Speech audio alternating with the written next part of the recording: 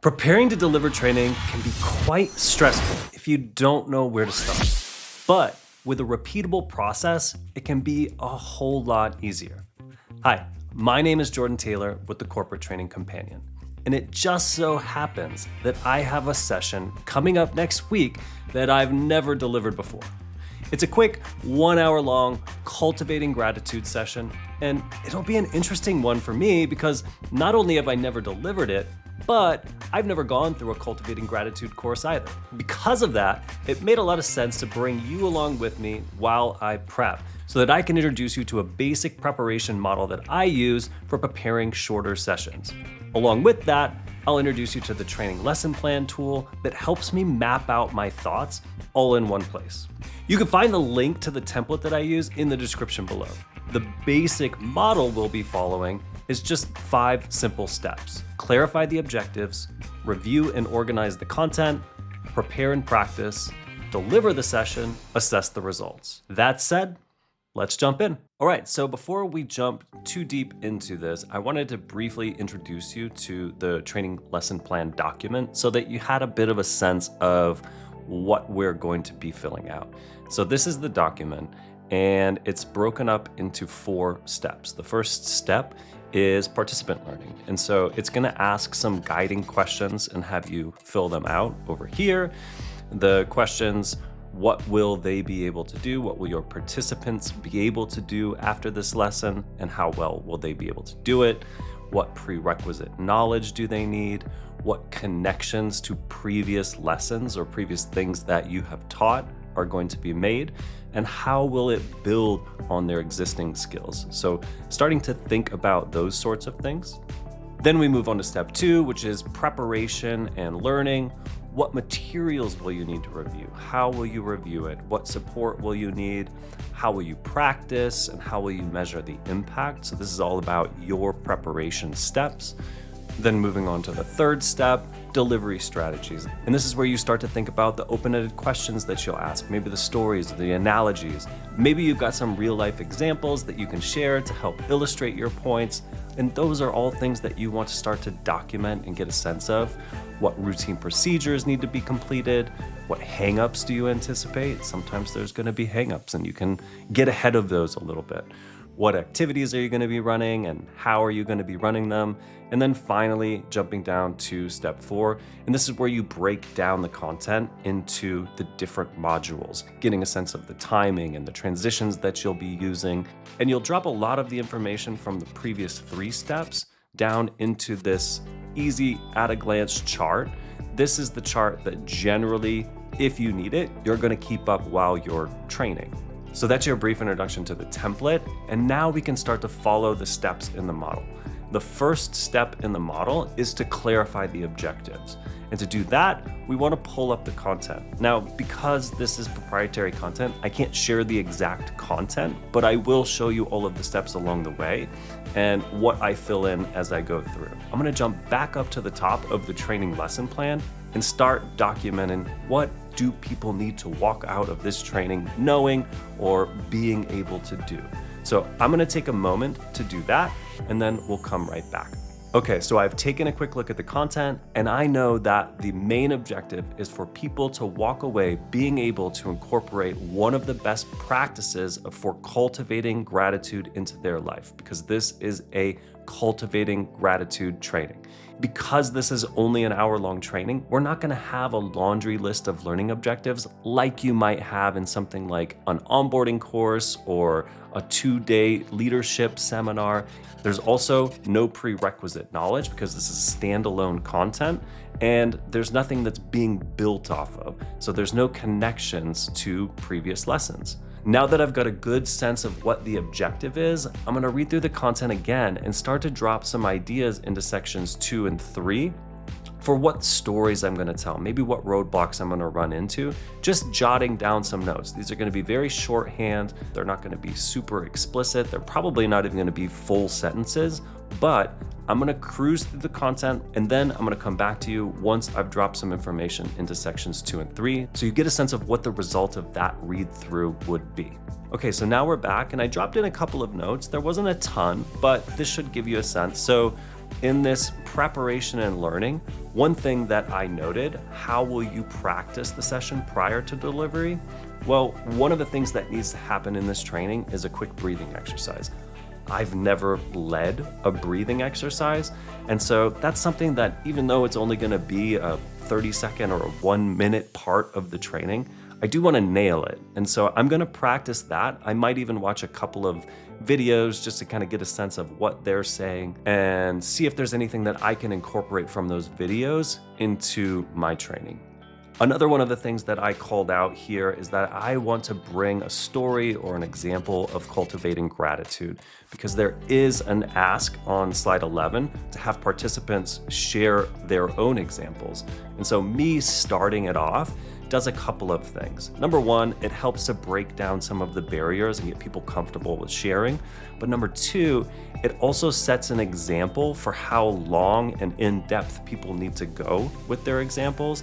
And I need to keep this training moving forward because we only have an hour. So I don't want people sharing a 5-minute example, and me sharing my own will help set that tone. The other thing that I noted, I haven't actually trained this group before, and social emotional training like cultivating gratitude can sometimes be a turnoff for some folks.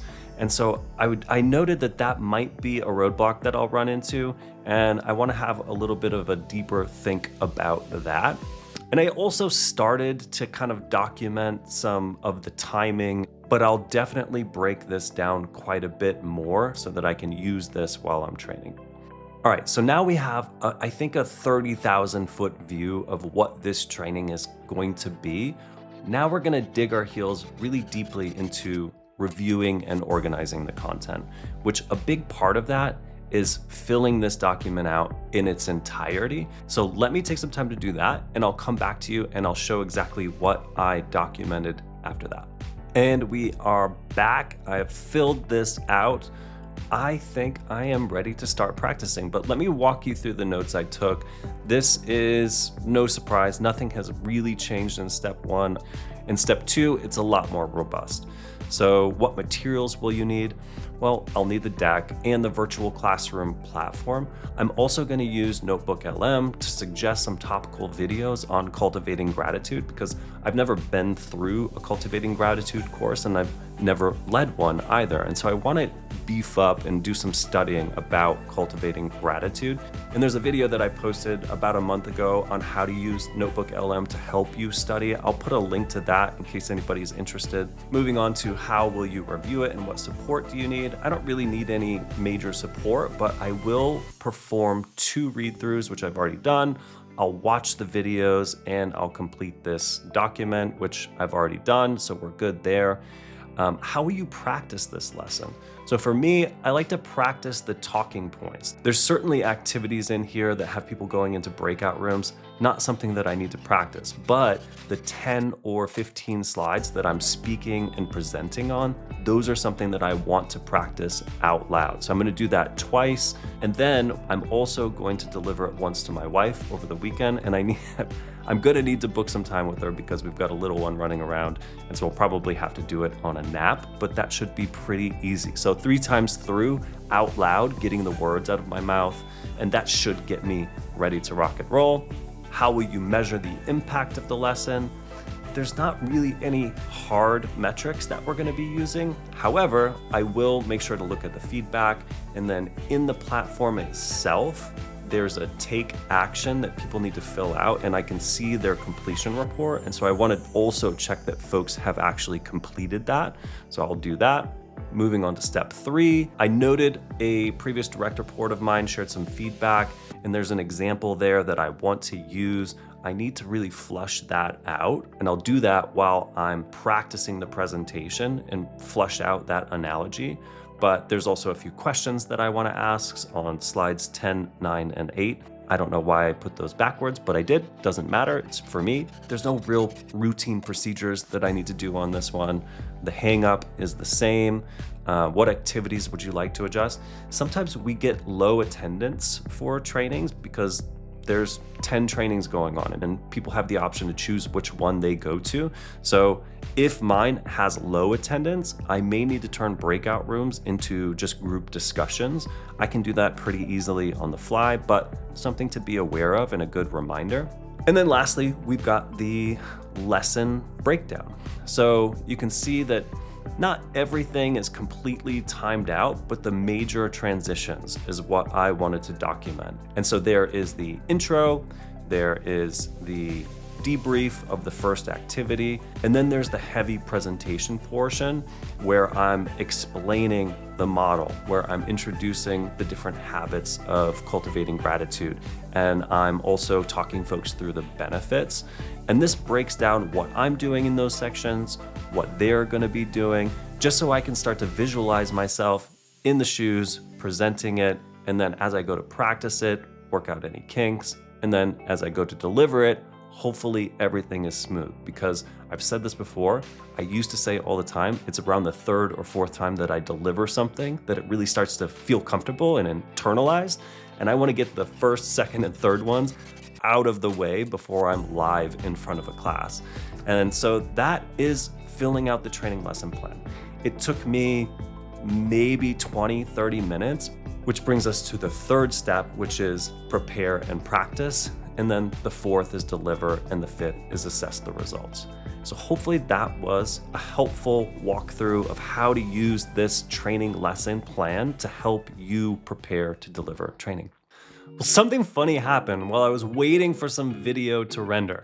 I ended up watching some reels, and one popped up about gratitude that I think I'm gonna use instead of the example about my direct report that I intended to share. And the reel went like this. What a privilege to be tired from the work you once begged the universe for. What a privilege to feel overwhelmed by growth you used to dream about. What a privilege to be challenged by a life you created on purpose. And what a privilege to outgrow things you used to settle for. Which I think perfectly demonstrates the thought shift cultivating gratitude takes. And it just goes to show that inspiration, analogies, stories, and examples can be found in the most surprising places if you're in the right headspace to recognize them. And that's one thing that filling out the training lesson plan does really well. It helps you get into that headspace. Had I seen that reel before filling out the template, I probably would have missed it, but I didn't. And so now it's on to practicing the content a few times like I committed to in step 2, delivering the training, and then finally assessing the results. If this was helpful, hit that like button to help others find it. For more helpful videos, consider subscribing. My name's Jordon Taylor with the Corporate Training Companion. Until next time.